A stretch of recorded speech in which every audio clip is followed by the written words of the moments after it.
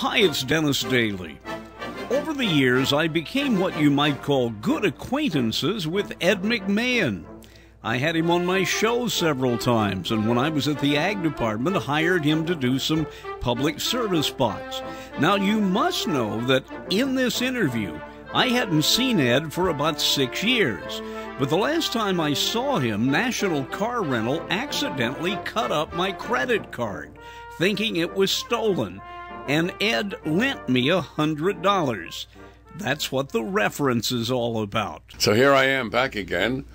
I hope you don't need any money today because I'm running low. Okay. I'm going to wander all over the topic here, and if I don't need phones, right? No.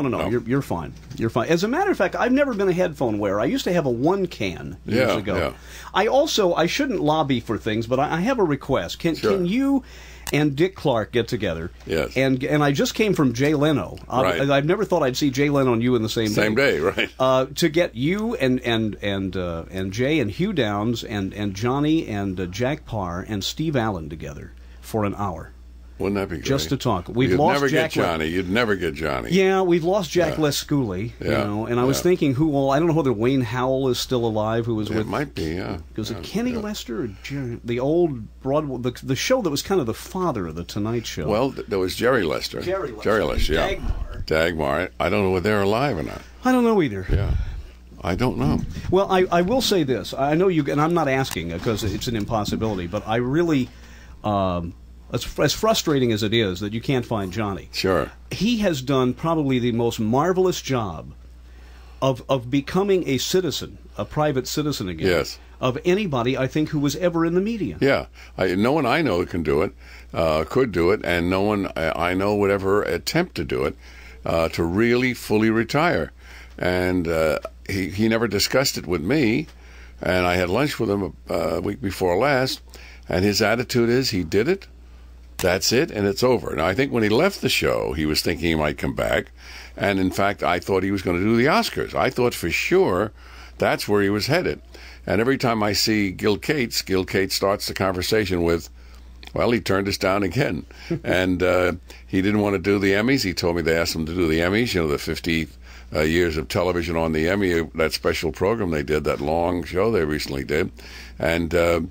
they did do a salute to him and whatnot, but they wanted him there, and what more logical guy to be there than Johnny Carson? But as he explained it to me on lunch, he said, Ed, if I do one, I got to do them all. Mm-hmm. And I was involved with a big thing for Dr. Denton Cooley down in Texas, and he wanted me in the worst way to get Carson. They wanted to honor him, and he said I had to turn that down because I do that. Then I've got to do something for Cedars-Sinai and something for Sloan Kettering, and he just is able to shut it off. Isn't there something to that the audience, maybe unrightfully so, thinks that stars owe them something?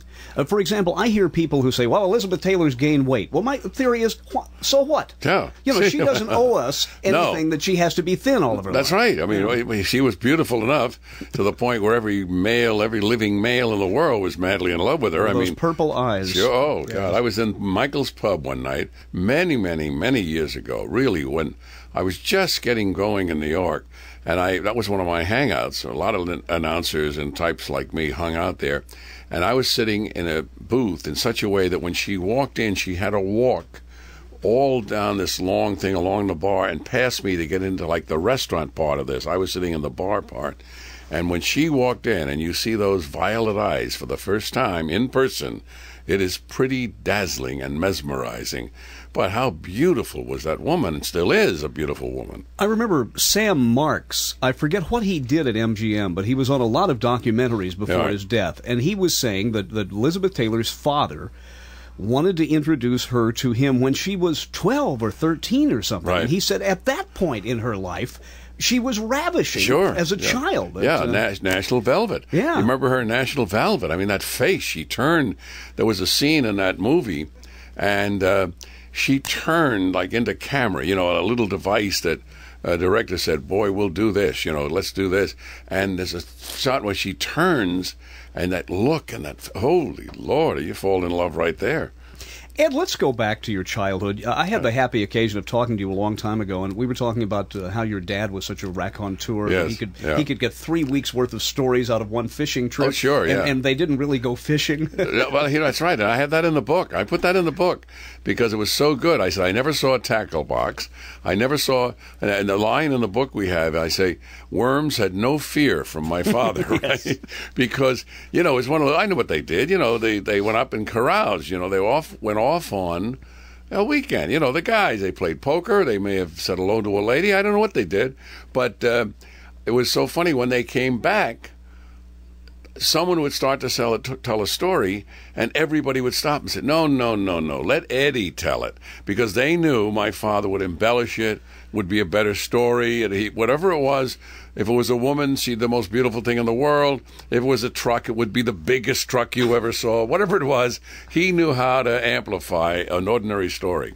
Well, I was in, I guess, Woburn and Reading the other day to interview Fred Foy, the announcer for the Lone Ranger, who's still in great shape up there. And I'm driving around, I saw the sign that said Lowell, and I thought of you all of a sudden. Oh, great, yeah. Because you had talked about how beautiful the winters. Lowell, it was, Lowell was like it was not a large city, but it was not small. It was 100,000 people. But for me, it was perfect because we walked everywhere. I mean, I never thought of getting on some vehicle, getting in a trolley. I just walked. Wherever we had to go, we walked. And you walked to school, and it was quite a distance. We walked to the playground, which was another distance. You just walked. It was not. And one of the big things, talking about riding, one of the big things, my next door neighbor, a fellow named Frank Fawcett, and he was my buddy.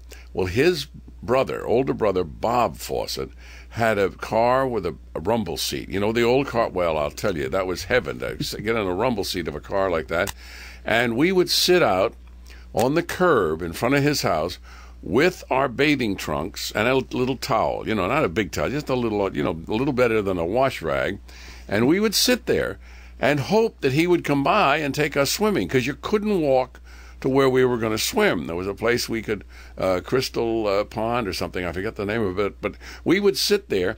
Now, we didn't know he was coming. We never knew. We would sit there and hope he would come. Well, you talk that small town, Sure. And sometimes he would come by and pick us up. Sometimes he wouldn't. And it wasn't that we were disappointed. In other words, our expectation was, if he comes, we'll have a great time. We never thought if he didn't come.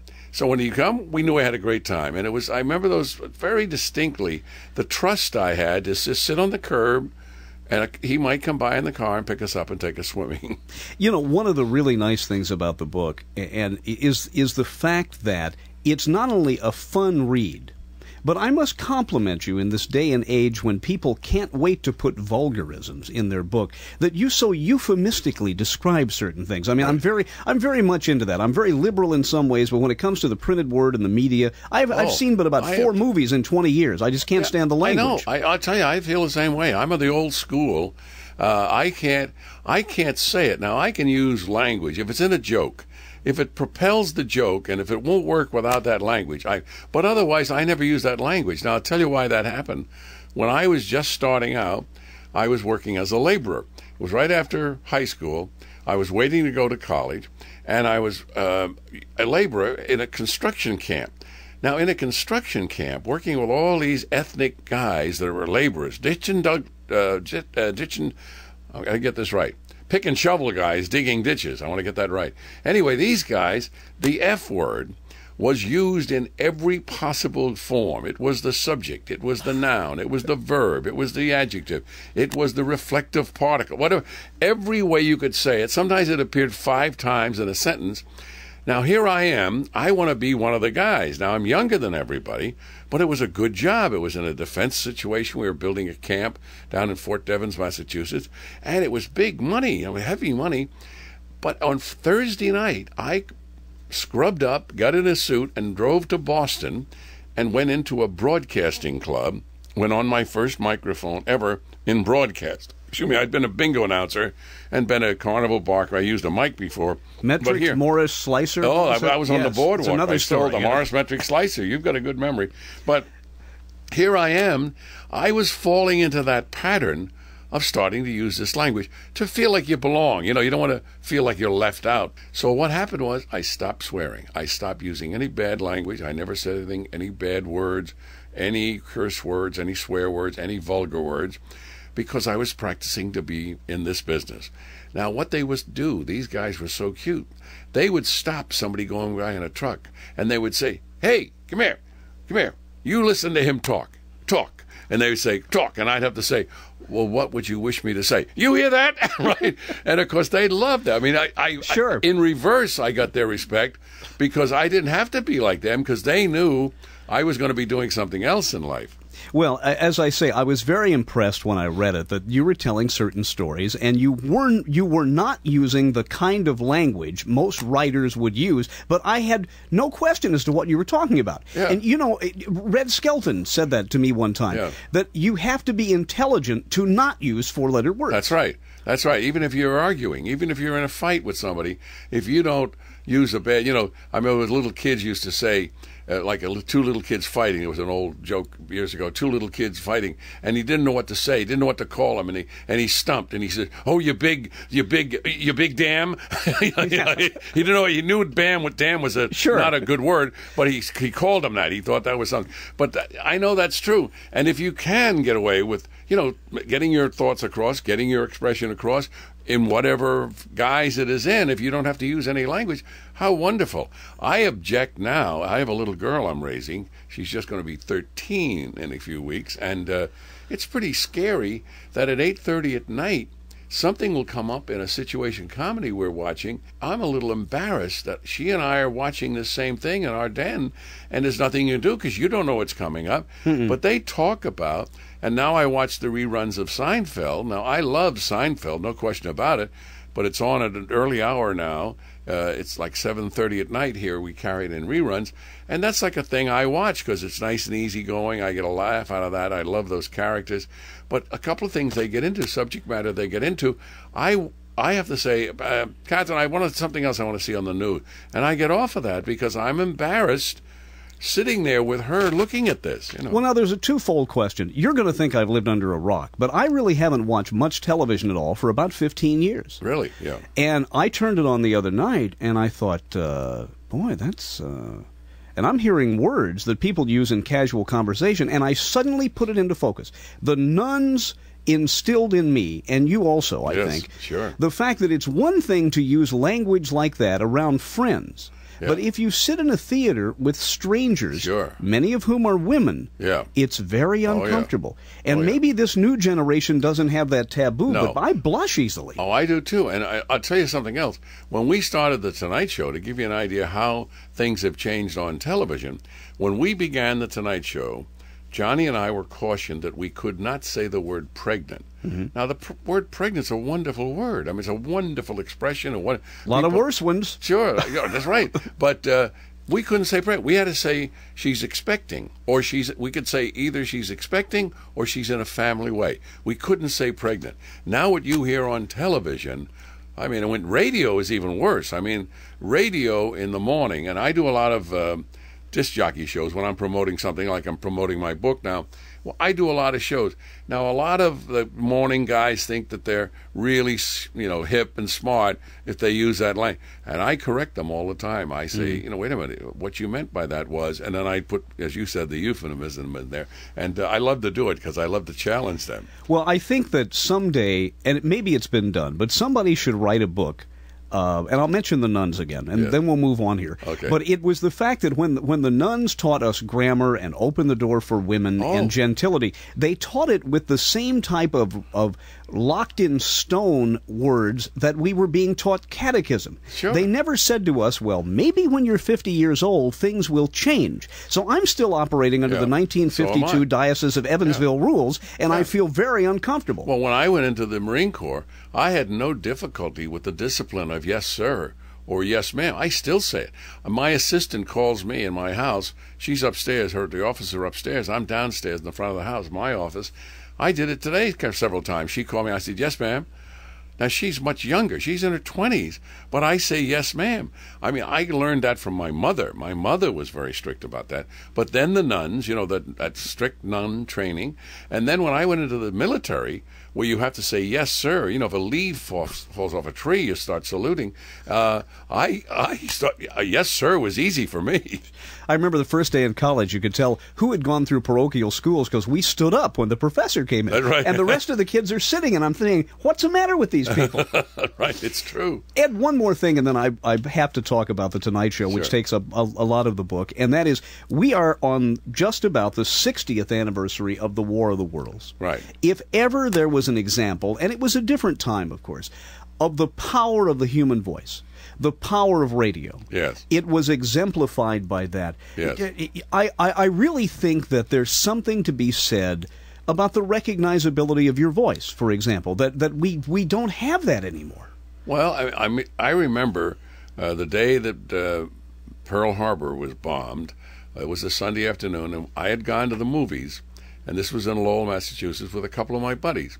And we were walking home. I talked to you, we walked. We walked back from, downtown. We didn't go anywhere else, but we just walked back from downtown. And we were walking home, and we were like, kibitzing. You know how you kibitz on the street? Somebody picked up a can, and he threw it like a football, and we were just... And as we were walking home, as we were going by the houses, going home, and there was no television in those days, of course, but radio, all of a sudden... there was like an ominous feeling about whatever little radio we could hear from the houses, passing by the houses. Just the through the texture windows, of it? through the window. It was December, but you could hear people in Lowell didn't close their windows in wintertime. I remember I used to wake up in my grandmother's home, there'd be snow on the floor.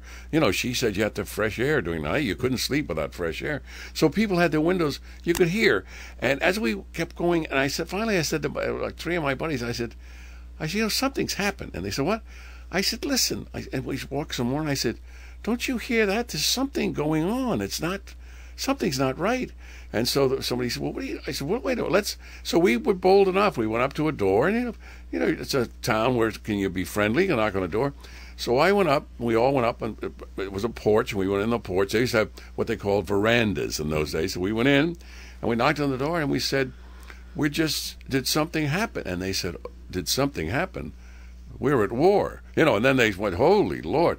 But talking about the voice, that voice of whoever was on the air. Now, I don't know whether it was Edward R. Murrow or H.B. Kaltenborn or what was the other guy? John Daly was John one Daly, you hear a sure. lot, yeah. Well, I don't know who it was, but boy, you could hear in that voice the seriousness of that. And it happened again to me, talking about voices. I was, my daughter and I had flown down to Washington. I had gone to Catholic University in Washington, D.C., and they had a great speech and drama department, great school. And my daughter, my oldest daughter, when she came time to go to school, she wanted to go there. So she and I had flown. I was doing The Tonight Show that night, but we worked it out so I could fly down in the morning with her. This is when The Tonight Show was still in New York. Oh, yes. Yeah. And I could fly down with her, and we could have the meeting, and then we could fly back. We were held on the runway at National Airport because Kennedy had been shot that day, and we were due off, and I was worried about getting back in time. I said, I got to get back, Claudia. And nobody said anything on the airplane. We didn't know anything. Everything was frozen, like we didn't taxi, nothing was moving. Then finally we took off. We landed in New York, and I forgot about it till I got into the cab. And in those days, this is now, back some years, every cab didn't have a radio like they do now. There was a few that had. So I get in the cab, and there again, Claudia and I are talking, gee, I hope I get in, and I'm saying, oh, you'll get in, and this and that. And I said, everything will be fine, and we're talking, chatting, and I'm on my way to 30 Rock to do The Tonight Show. And again, I interrupt myself, and I said to the cab driver, I said, did something bad happen? He said, bad? He said, the president's been killed. Well, holy. So there's funny, I get a chill now when I think about it. You always remember where you were when that happened, when John Kennedy was shot and killed. But you're right, there is a thing about a voice, that reassuring voice. My father used to, we talked earlier about my father telling stories, about the thing. My father had a voice. Now, I never thought about it when I was starting out, but he could tell a story, and he did get your attention. And you're right, we don't have, since Cronkite left, we don't seem to have that.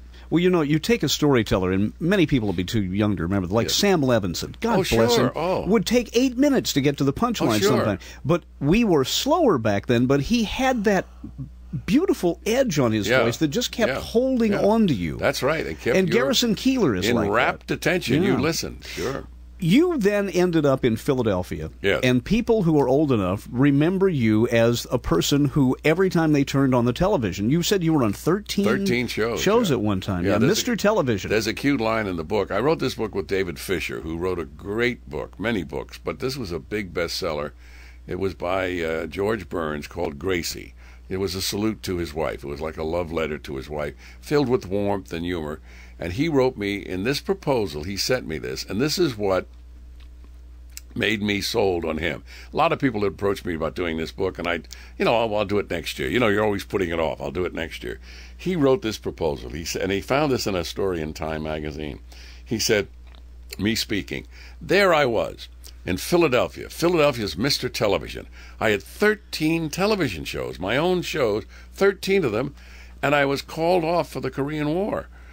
I left Philadelphia with 13 shows to go fight in Korea. People were shooting at me, and they'd never seen any of my shows. So I said, that's the guy. That's it. We were talking about the power of the human voice. Yes. It occurs to me, and I hope I have this right, that actually you saw Johnny Carson on monitors before you heard him. I didn't hear. So that was backwards for reverse, you. Yeah. What happened was I had a show on late at night. I was on a show that was part of the news, a little 5-minute vignette. At the end of the news, I could take anything I wanted and talk about it. It could have been in the news, something that day, or it could be totally foreign to the news, nothing to do with what was going on. And I wrote it and produced it myself. It was called 5 Minutes More. And as a matter of fact, yesterday in New York, I was at the Friars Club with my son. I gave my son a membership in the Friars Club, so the deal is when I come to New York, he has to take me to lunch at the Friars Club. So we were having lunch at the Friars Club, and in walked George Shearing. So I'd never talked to George Shearing about this. I know him very well. I haven't seen him for a long time, but I walked over to him, and for your listeners who don't know, George Shearing is a blind, incredibly great piano player. Had the George Shearing quintet, the quartet, the trio. I mean, jazz music on a piano, he is the past master. So anyway, he comes in with this woman, and they sit down at the table next to us. So I said to the sheriff, my son, I said, I'm going to go tell him a story. So I walked over and I said, excuse me, oh, Ed, right away they know. It's so amazing. And he said, it's good to see you. It's funny how people that don't see, that are blind, always say, it's good to see you. When I see Ray Charles, he says, hey, baby, you're looking good. Right? Always like that. Anyway, so I go over to Shearing, and I introduce and he said, oh, Ed, how you doing? Fine. So I'm fine. I said, let me tell you a story. I said, I've got a book out, and I'm traveling with the book. So a lot of things are coming out of the book, and I'm using them on interviews. And I said, I just told this story, and I'd like to relate it to you. I said, I had a show in Philadelphia, 5 Minutes More, and I used to do a gimmick. In those days, it was kind of new. Now people use it, the cold opening, where you just start with something before the show begins. And I said, I had a cold opening. I thought it was pretty bright to have a cold opening. And I said, one of the shows I did, I wanted to set it up for him. I said, Ginger Rogers came to town. Her husband was doing something at the studio. She couldn't go on television because the movie people were scared to death of television when they first started. Any major star was forbidden to go on television. So I convinced her that I could do a show with just her hand. And that's all I had. I was sitting on a stool, and I had the hand of Ginger Rogers. You never saw her. And the whole show was, you could see from everybody's body parts that they had grace. I said, look at this hand. You just look at it. It's filled with grace. Look at it. Look at the little finger, how it just goes out. I did the whole thing. I said, this is the hand of Ginger Rogers. Now, and then I do a whole story, 5 minutes, about what a graceful woman she was. How she was not only intelligent, she was not only funny, she was not only beautiful, she could move gracefully, but it was all over her body. It was not just her feet. Her whole body was graceful. So that was that story. So I said, here's what I did with you. I said, I got a chalk drawing of 2 hands above a piano. And because it was in chalk, it was just chalk on black. And all you saw was whatever was white was the white keys. Whatever was the black of the card. And these hands right above them, just sketched. And I said, I opened a show one night and I said, these are the hands of George Shearing. He has never seen them. And this is Ed McMahon, with 5 minutes more. And then I went into how God, when he takes away, again, something, how it's compensated for. He takes something away, but then he overloads you with talent in some other regard. Well, he loved it, of course. It was very nice. Of course, nice to impress somebody in front of your son. That's not bad.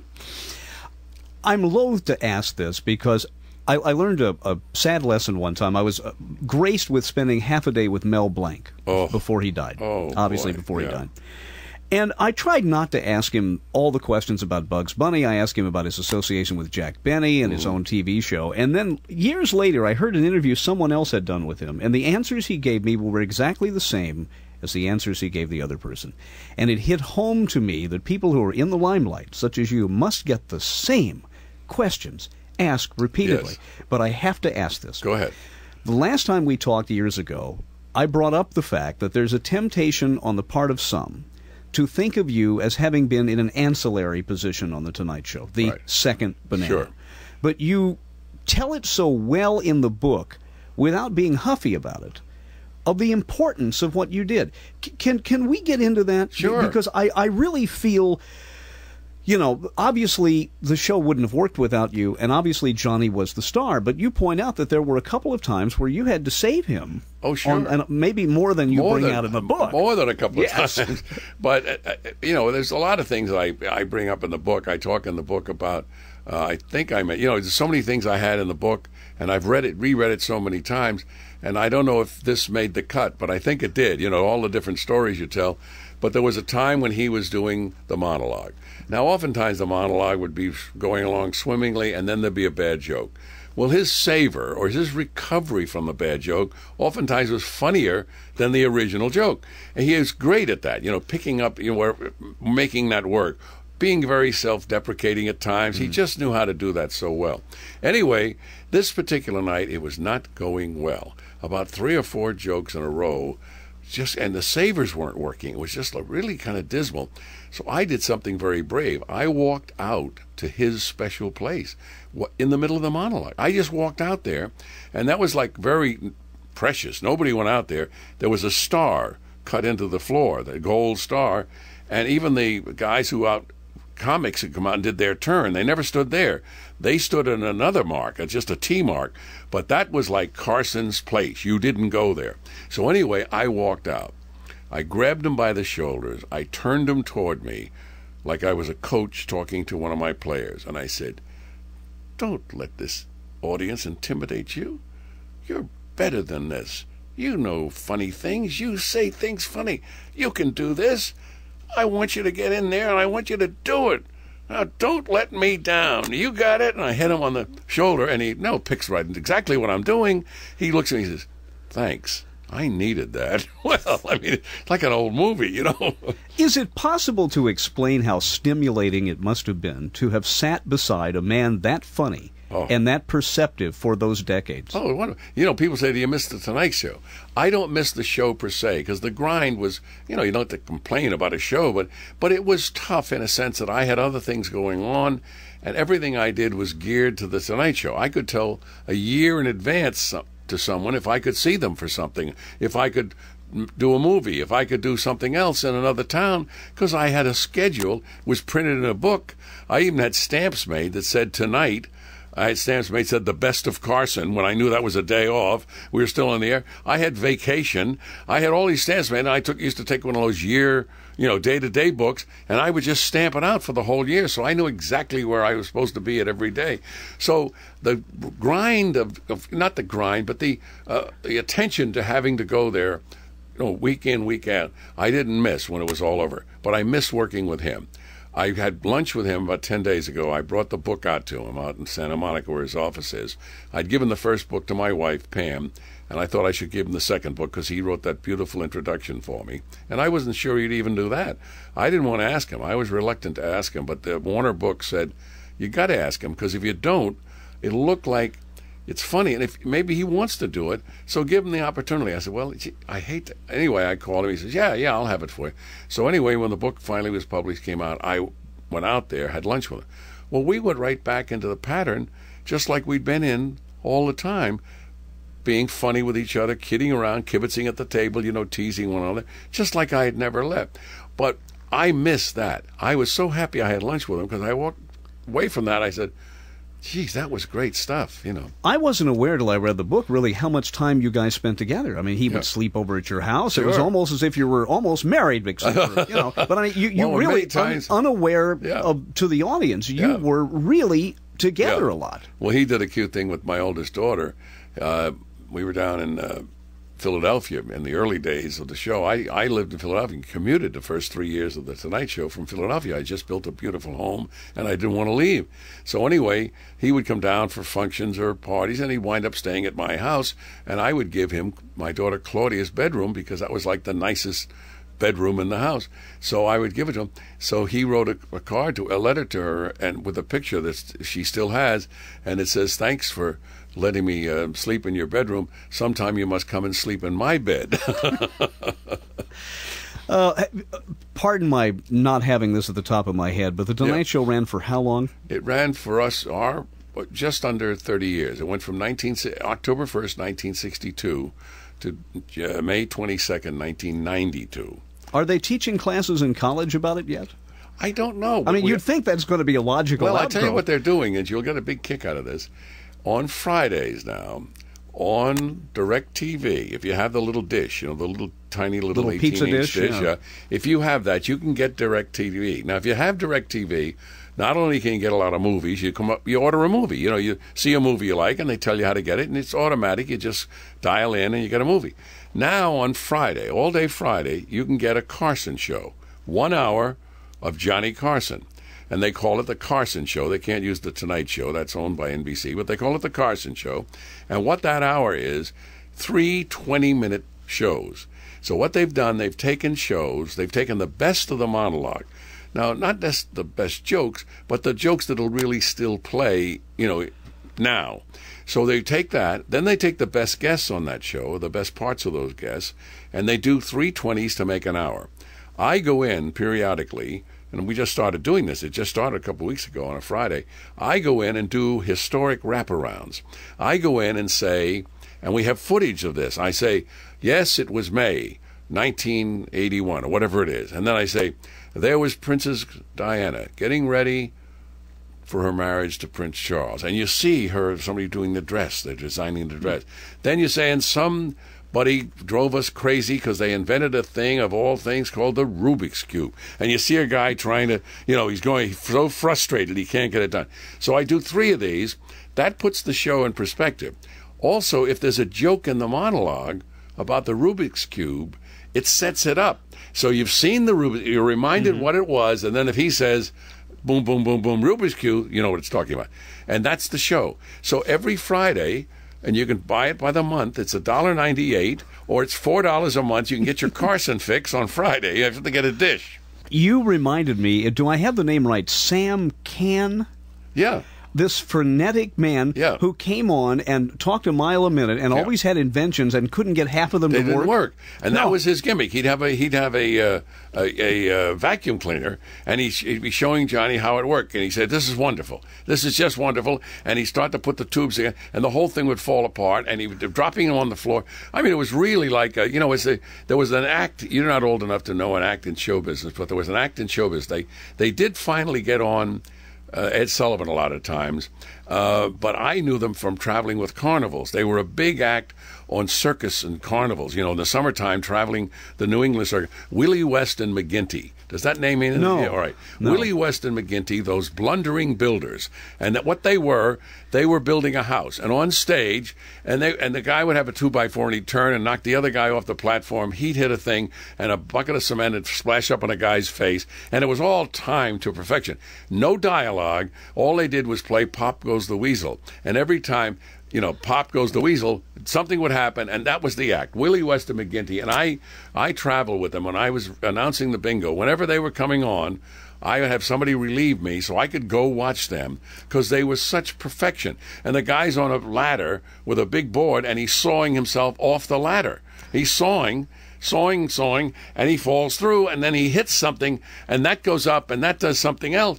And so anyway, that's what this guy was. He would pick up he'd have an alarm clock. And he'd say, now, this alarm clock is so easy to set. You just turn it in the back. And as he turned it, the whole clock would explode. You know, the wires would all come out, the springs, everything.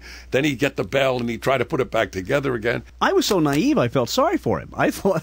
Oh, that was his act. I didn't get the joke. No, that was it. He would go to, like, meetings. He would go to a meeting, and they'd introduce him. You know, it'd say, we have a man here tonight who's got some new products to show. A private meeting, like a business meeting. And they'd say, we have some new products we're going to maybe develop here at the company. And they'd bring him out, and he'd do his act. There's one thought I've had about The Tonight Show in talking to my colleague Pat Nason. Pat grew up, spent most of his life on the East Coast. I in Central Time.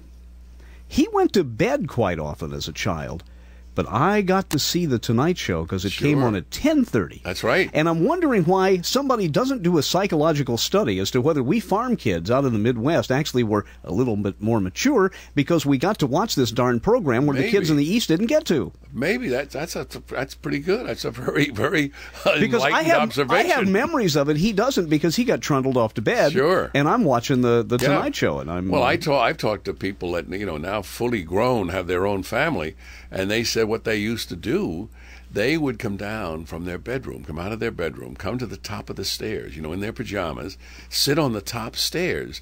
Now, they couldn't see the show from there, but they could hear Carson, and they could hear my laugh. And a lot of people have told me, long before they ever saw me, they liked me because they liked my laugh. So the reverse was, you know, you would think you would see somebody and you'd like them, and then the laugh would be part of it.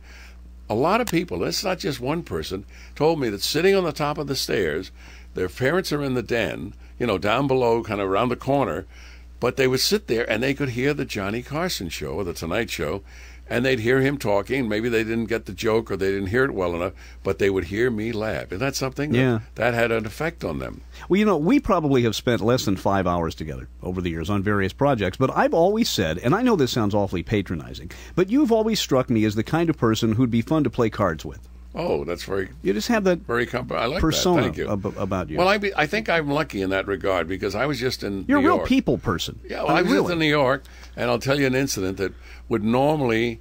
you know, would be frustrating for not only the people involved, but would be frustrating for me and could give you stress, all right? Now, you know what New York City's like, Manhattan. I mean, the traffic there across town is just impossible. I mean, they park on both sides of the street, and then you got one lane of traffic, and you're trying to get through, and they're squeezing past each other. So I have a driver there who always drives me, Robert. So he was dropping me off. I was going to an interview. He was dropping me off, and I was getting out of the car. Now, there was a truck trying to get around us. And as it was trying to get around, they didn't see me yet. I was got out of the car, and I was just saying to him, pick me up at 3:30, whatever it was. And as I was getting out of the car, closing, I said, pick me up at 3:30. These guys were really getting irritated. They started to move. They stopped. They started to move. And they were really going to be irritated. And they could have yelled something, talking about profanity. They might have said something of an uncommon phrase to my driver. But what happened was, all of a sudden they saw me. Hey, Ed, baby, how you doing? So the two guys are leaning out of this truck, waving at me. They couldn't care if they never got down the street. They are having a great time. I didn't get upset because I'm playing, you know, the celebrity of me, whatever it is, waving. How you doing, guys? Good to see you. What are you doing? I said, well, I got a new book. I'm going to get it. Good to see you. And off they went. Now, that's a perfect example of the way people look at me. They don't think of me as a big star. Because I was a second banana, and there's a heck of a lot more second bananas in the world than there are chiefs. Because I was the second banana, they relate more to me. Workers relate to me. I'll have guys on scaffolding. The same thing happened. I went up to do a show. I did Phyllis George's new show the other day. I love her, and she's got a new show on the new PAX network. So I went up to do it, and it's in a funny part of town. I went in, and I'm getting out of the thing, and they're building something across the street. So some guys see me. Hey, there's Ed. And I'm having a conversation with three guys up on a rafter 3 stories high across the street. I love that. I mean, to me, that's so great. But they think there's a kinship. They think they know me because I wasn't the big shot. I was the number 2 guy. See, I think the Tonight Show worked so well for the opposite reason that a lot of movies don't work. If you don't like the characters in a movie, no matter how good it is, you really have no empathy. The only reason you cry at the end of It's a Wonderful Life is you love George Bailey. Sure. And the whole concept. Yeah. But the fact that people felt comfortable with you and comfortable with Johnny and Doc and Tommy Yep. and the other people who were in and out of that show, it could not have worked for 3 decades if the people on that show weren't likable. Likable, and you used the key word, comfortable. You felt comfortable. Johnny was a big student of Jack Benny in the radio days. So was I. I think I talk in the book about this. I'm sure I do. I say that Johnny Carson and I were doing exactly the same thing in different parts of the country. I was in Lowell, Massachusetts, stretched out on the carpet in my living room, on my stomach, looking at the radio. People used to look at the radio. It's hard for anybody to believe this, but in the old days, you looked at the radio, and the radio was a piece of furniture. It was not like a little piece like you see these radios around your studio. It was a nice, beautiful wooden cabinet. You see an old radio, it's a inlaid wood, beautiful piece of cabinetry. Johnny's doing the exact same thing in Omaha, Nebraska. He's on the floor, on his stomach, on the carpet, looking at the radio, maybe his hands on his elbows like he used to do all the time, and he's listening to Jack Benny. Now, what he got out of that, by osmosis or by clever reasoning, one or the other, or a combination of both, was the fact that Jack Benny had a family. He had Mary Livingston. He had Phil Harris. He had Dennis Day. He had Don Wilson. He had Rochester. So I was like a combination of Dennis Day and Phil Harris. I was the party guy, a little overweight. He could do fat jokes on me. He could do drinking jokes on me. Dennis Day was like, Tommy Newsom. He had Tommy Newsom. Then he had, Phil Harris was also beyond belief with color, so that was also a doc. He'd have Mary Livingston, Rochester, and what happened was, Rochester would have the big line of the night. Sunday night at 7 it was on. Rochester would have this great laugh that would go on for, it would seem like, for 5 minutes. The next day, at the water cooler, everybody was saying, "Wasn't Jack Benny funny last night?" Now, many a nights, not infrequent, Doc Severinsen got the big laugh, or Tommy Newsom got the big laugh, or Fred DeCorda, or I got the big laugh of the show. Next day, wasn't Johnny Carson funny? And so that's why everybody felt comfortable. They were looking at a family. They are part of a family. And they felt, I think, like a little extension of our family. And the one thing we've lost in all of this is, I don't know what the CUME, as they call it, the total percentage of households watching The Tonight Show was any given night.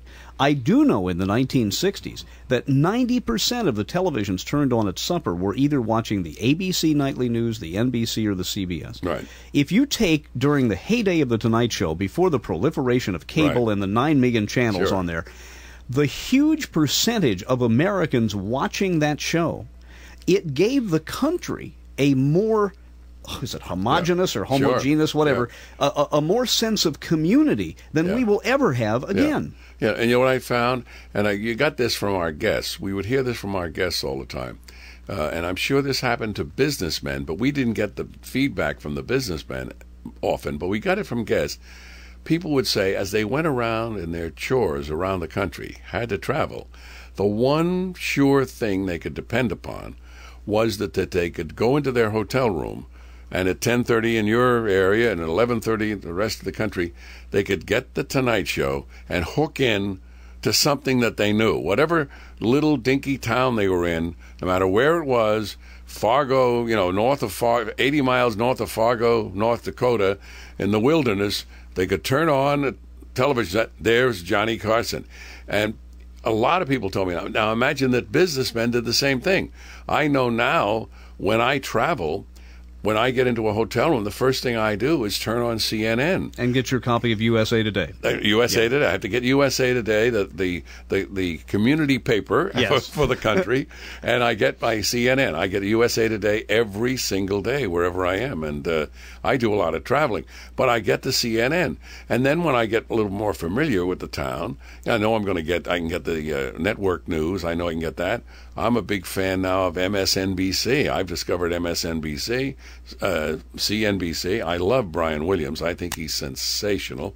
And I've got him time wherever I can find him. I know I can get him. If I've missed everything else, I can get him on MSNBC, and I love that. Well, you have done far more international traveling than I. I've just done a little, but I have been amazed at how the global village now, through CNN, Yes. has made everyone else so much aware of us. The first thing you see when you go out of Heathrow Airport in London is a Kentucky Fried Chicken. Right. You know? I was on Malta 2 summers ago, and they're watching an Atlanta Braves baseball game, and the guy is arguing about the pitcher's record. And I'm saying, can't these people have their own culture? That's right. Why? What about soccer, right? That's right. Why do they need us? And a couple of more quick things. Yes. You mentioned Phyllis George on the PAX network. Yeah. We've been talking about family programming. Can you put into perspective your feelings about the whole family entertainment issue? I mean, even though you were wrongfully cast as the guy who had one too many and Sure. the fast lifestyle, that was as much as Phil Harris's Sure. persona you were talking about on Jack Benny. But treat that issue as to what there just is or is not for parents anymore. Well, unfortunately, you have to be as a parent, and if I had not adopted this little girl, I wouldn't be as concerned about it, because I would say, well, my children are all grown, they all have their own families, and they're making their decisions. But the fact that at my age I am raising what's going to be a teenager, and that's a complicated thing to do, raise a teenager. Because of that, I've got to worry about her. And there's so many things out there, so many distractions, so many things with the drug culture, this smoking thing. You hear these statistics about smoking. 3,000 kids will start smoking tomorrow, and 1,000 will die. I mean, you got to worry about that, and I've got to deal with her. I said, if she doesn't smoke a cigarette or take drugs or any whiskey, by the time she's 16, she can pick the place in the world she wants to go to, and we'll take her there. That's a pretty good deal. And I learned that from somebody else. I said, and so I always remind her, I keep it reinforcing that. When you're 16, remember this. If you haven't done it, you can pick. Now, where do you think she wants to go? You think she'd want to go to see the pyramids, or she'd want to go to Moscow, or I don't know whether Paris would mean, it will mean something. She wants to meet Leonardo DiCaprio. Well, of course she wants Yes. that. She wants to go to New England. Is that great? Now, the other thing is to follow up on what your question was. I know you said a couple of short things, and unfortunately, I don't seem to do short. I'm not a great soundbite man. It's all right. This is a long program. The other thing is what I mentioned, that you have to really cleverly look at the shows that you think are acceptable, not only because of the subject matter, but because of the language. Now, it's tough. I mean, there's more freedom of what they can say, what they can talk about, and what they can do on television. So I tend to, I wouldn't say I'm not restrictive about her television, but I'm aware of what she's watching. I'm trying to be aware of that. And then we've got the internet. I've had to change with the code on the internet several times. She has fathomed out the code, and I have had to change it. I keep changing it. So that's one thing you have to worry about as a parent.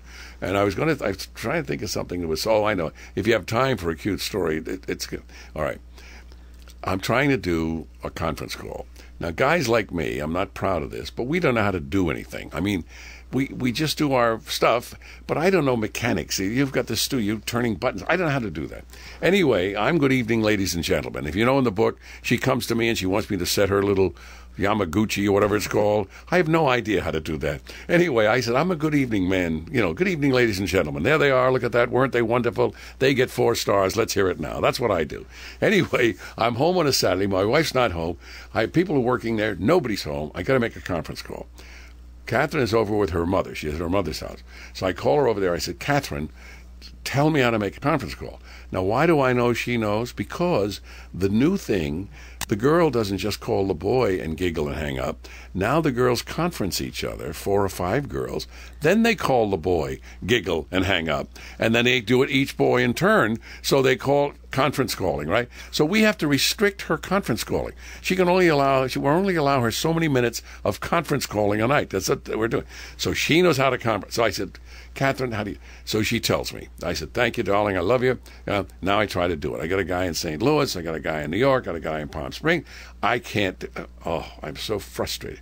So I called back, and here's the line I get from my little, then still 12-year-old, not quite 13.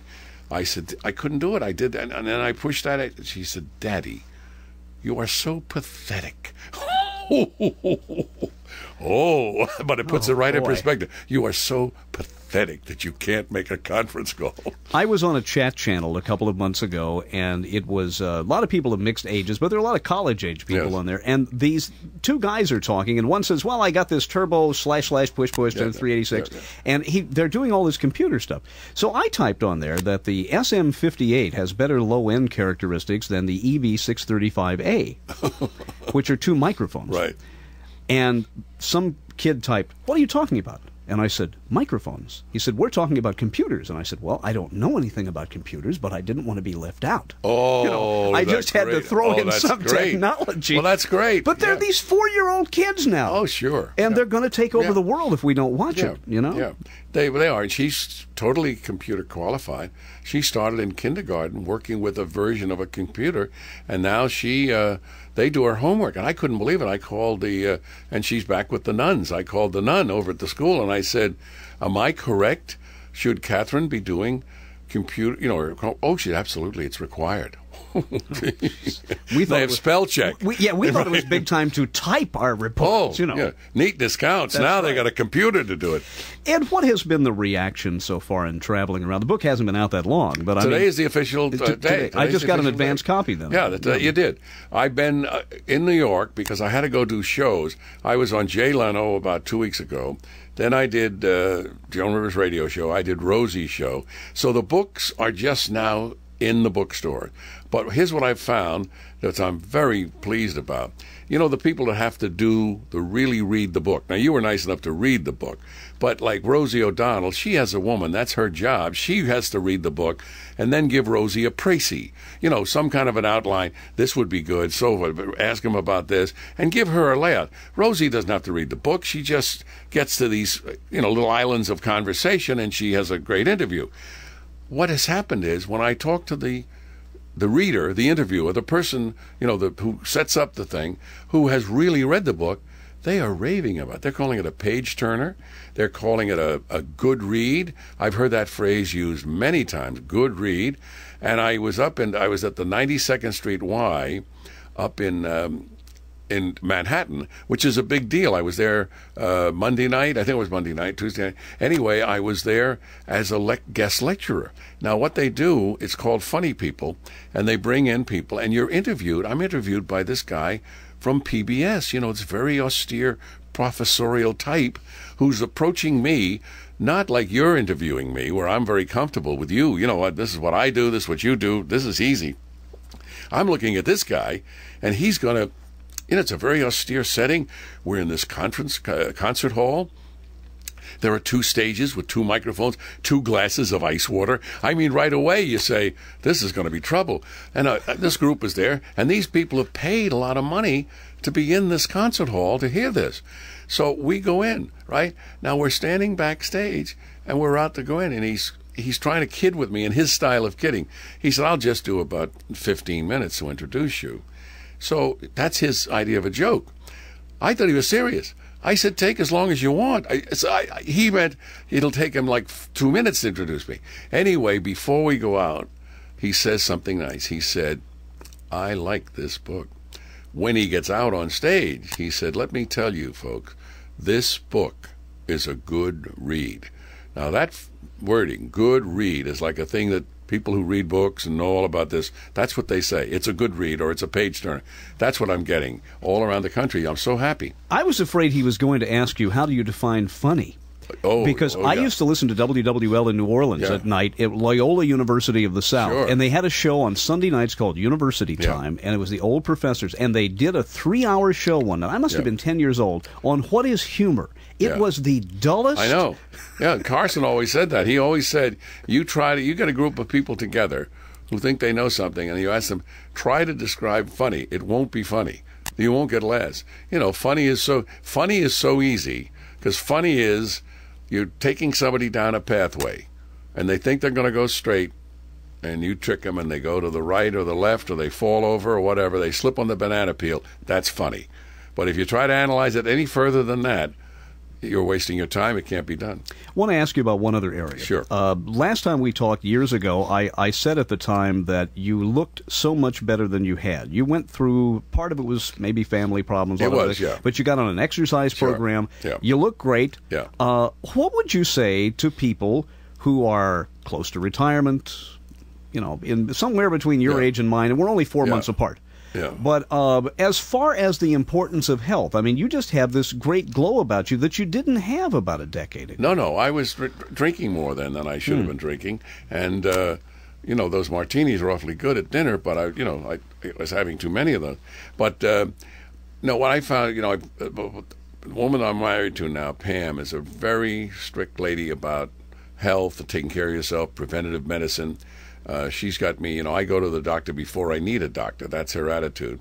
And also we got dueling treadmills in our bathroom, so we can be on the treadmill. There's a phone in between. I've got a television set.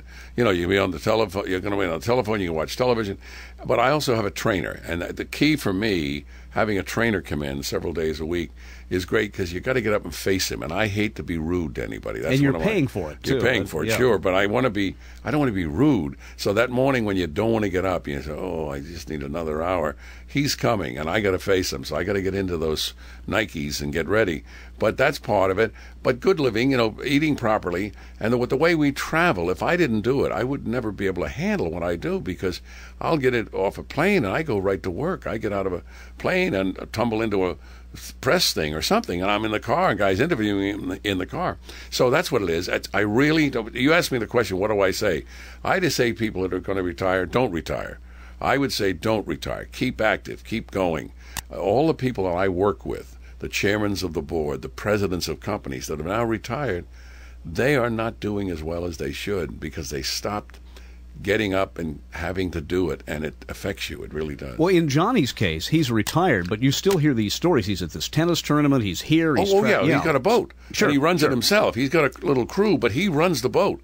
So he's got he just took a trip to Mexico. Then he went to San Francisco. No, he's a real boating guy. He had a boat in the East many years ago. So he's boating. That'll do it, and playing tennis. But he's an avid reader. I mean, he's alert. He's alive. He just doesn't want to be in the public eye, but he's not retired in that sense. He's still not sitting on a porch. Oh, no, not doing that. Yeah. But I think I have about 3 or 4 little catch lines that do it as far as I'm concerned. Walk fast. Be on time. And have everything you need when you get there, And I learned that in the Marine Corps, and I'll tell you, that's helped me a great deal. Well, Ed, this has been fun. I really look forward to seeing you again, and it's a wonderful book, and thanks for your time. Yeah, you're remarkable, the fact that you have memory of things about me that I've almost forgotten, and you remember about our last interview. How long ago was that? Well, I did those spots for the Agriculture Department probably 18 or 19 years ago. Wow. And you remember things. Yeah, well, I like you. Yeah, well, thank you. Seriously. Thank you. And the fact that I think there's a kinship because I am so much into broadcasting. Yeah. I mean, you were telling the stories about holding a flashlight in front of the Reading French Time doors. magazine aloud, and I still get a thrill when I get into a radio station. I still feel good. I finally got to do in person John Gambling's show, Rambling with Gambling, on WOR in New York. I had done it on the radio, a phone interview where I was on the phone and he was on the air. But this is the first time I went there in person, and they have a picture in the lobby. There's his grandfather, who was rambling. There's his father, who was rambling with gambling. And there is John Gambling, Rambling with Gambling. 3 generations. That program's been on the air for 76 years. Radio's only about 76 years old. They've been on forever, this family. And here's this guy, goes to work every day, gets up that early, those terrible hours, on the air at 5 to 9, whatever it is, 5 o'clock to 9 o'clock. But getting back to that advice for young people, because not young people, older people, not old. You don't say old people, you just say older people. But the advice to older people is don't stop doing it. Keep doing it because it'll keep you young. Ed McMAHON. And it's nice to know he started his career calling bingo. I'm Dennis Daly.